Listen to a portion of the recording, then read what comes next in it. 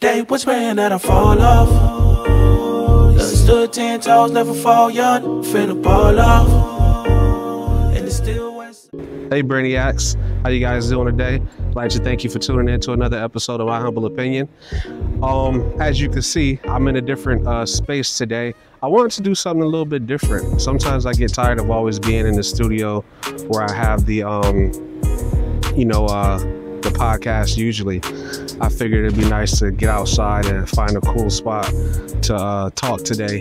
But yeah, today is Sunday. As always, I appreciate you guys for tuning in. I hope you guys are doing well. I am at Cam's Brain. Again, I appreciate you guys for wanting to follow along again. As I said in the previous podcast, I'm gonna do somewhat of like a series, right? About a book that was published back in the day called The 48 Laws of Power. The last podcast we talked about the first law. Today we're going to talk about the second law of power. I'm going to probably put it like up here somewhere, right there, but more often than none it's going to be up here. So the second law of power is never put too much trust in your friends and learn how to use your enemies. So this one is it's an interesting sentence, right? Because it's like, again, when you read something like that, it's almost like it's telling you to kind of like either be strategic or be sneaky. But I respect this sentence because a lot of times what ends up happening, or at least for me, when you have a friend, right, sometimes it's not even necessarily about putting too much trust in a friend. Sometimes it's just expecting too much from an individual. Like I know some people, they grow dependent on people that are around them. You know, I've been the type of person in certain situations where I grow a little too dependent on somebody that I know is very accessible to me. And I'm sure a lot of people go through that in, like, you know, relationships or even in work. You know, you have that one workhorse that ends up doing everything. So that's the go-to person to have do things. And I think that sentence kind of speaks to the concept of, it's not necessarily saying, hey, you can't trust this person, but know what you can trust a person with, for one. And then two, not all the time, it's not all the time that that person that is your friend can be, it's not all the time that the person that is your friend can take on everything that you're going through. So I look at the parable in that sense. When it's like, don't put too much trust in your friend, it's like, yeah, you know, you may expect the world out of this person because you know you would do the same, but everybody's not built like you. Everybody, you know, is kind of different. I know for me, like when I have friendships and stuff like that, there's usually a time where you get to know somebody, you kind of have a collective conversation to figure out what type of person they are, and then you kind of set like those little guidelines of expectations. You know, at least I know I do that as a dude. If I'm about to make money with a person, with another person, or if I know I'm gonna be in close proximity with somebody and I'm gonna have to trust them with certain things, you kind of lay down those boundaries. And in the time that you do that, that's when you kind of learn, okay, I can trust this person with this, I can't trust this person with that. Sometimes it's literally just based on the personality of the individual that you're dealing with, where you understand or you realize, okay, I'm not even going to put this burden on that person.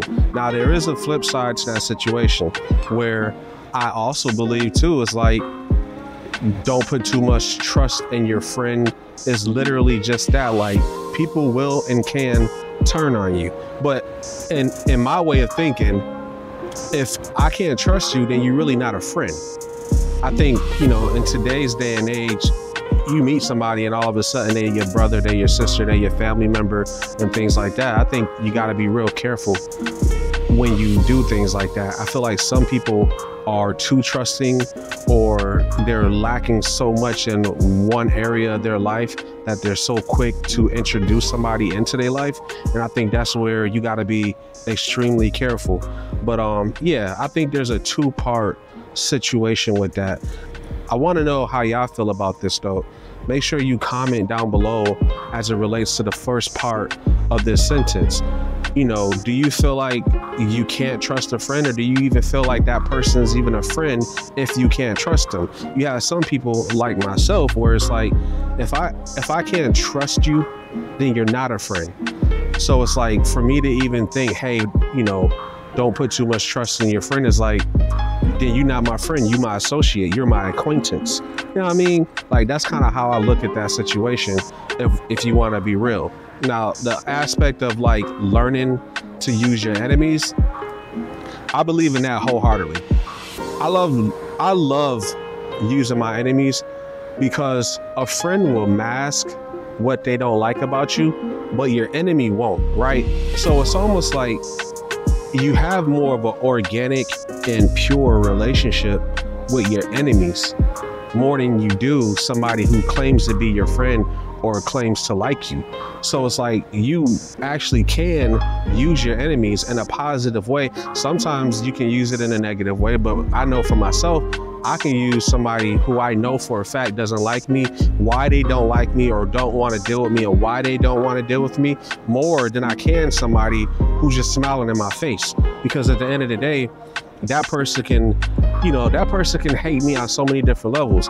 I've been in situations where I had people that I considered to be my friend turn on me, and it's a devastating position to be in, almost to the point to where at the end of the day, my friends are my family. And when I say family, I'm not talking like intermediate family. I'm talking like the people I created, like the woman I choose to love, and then the people we created together, which are my children, and if I get a dog or something like that.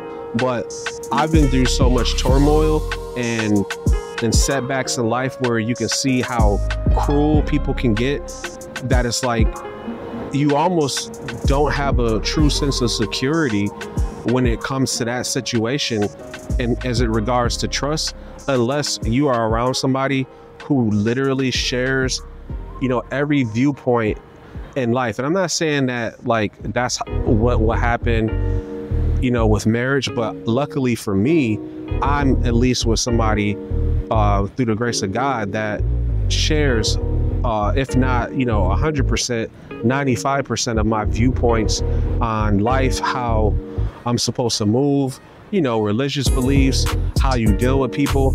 So for me, it's like, that's who I trust. My wife is my friend, you know, my best friend, a confidant, like somebody I can believe in, and you know, I'm somebody that she can believe in as well.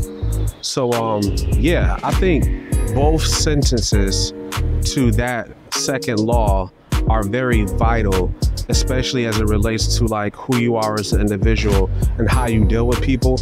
But my humble opinion, if you can't put trust in somebody you call your friend, they're not your friend. And you're always going to be able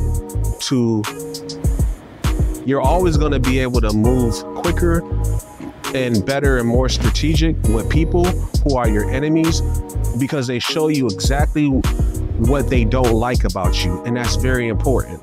Some people claim to love you and they hate you. They'll stab you in the back, right? And you don't see it coming.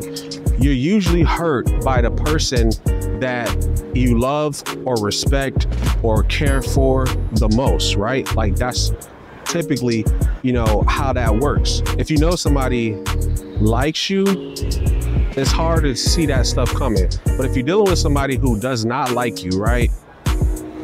You see it coming and you're able to move strategically. You're able to figure out what you want to do or what you don't want to do.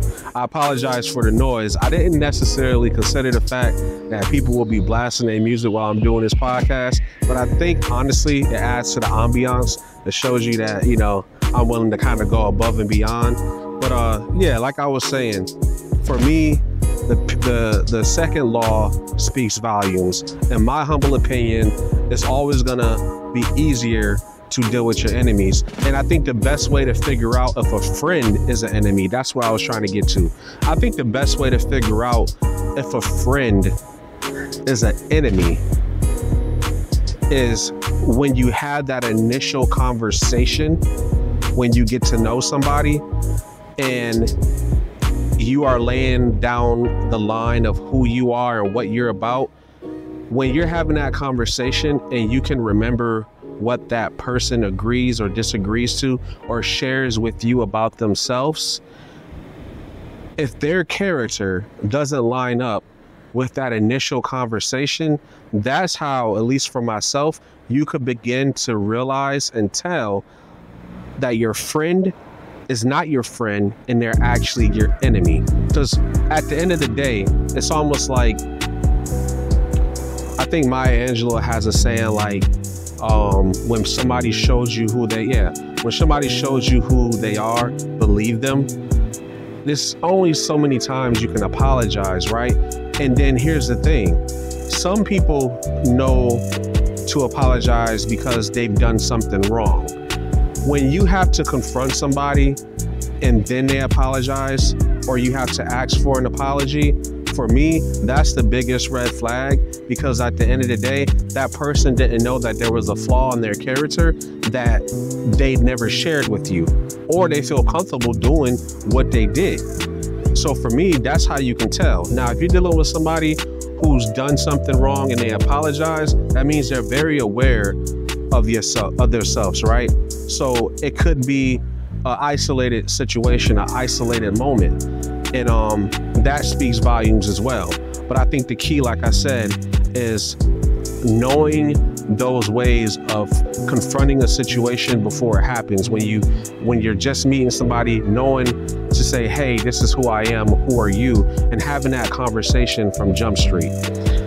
But yeah, I'd like to thank you all for tuning in to another episode of My Humble Opinion. I have been at Cam's Brain, and please make sure you like, you comment, and subscribe. It does a whole lot more for the channel than you think.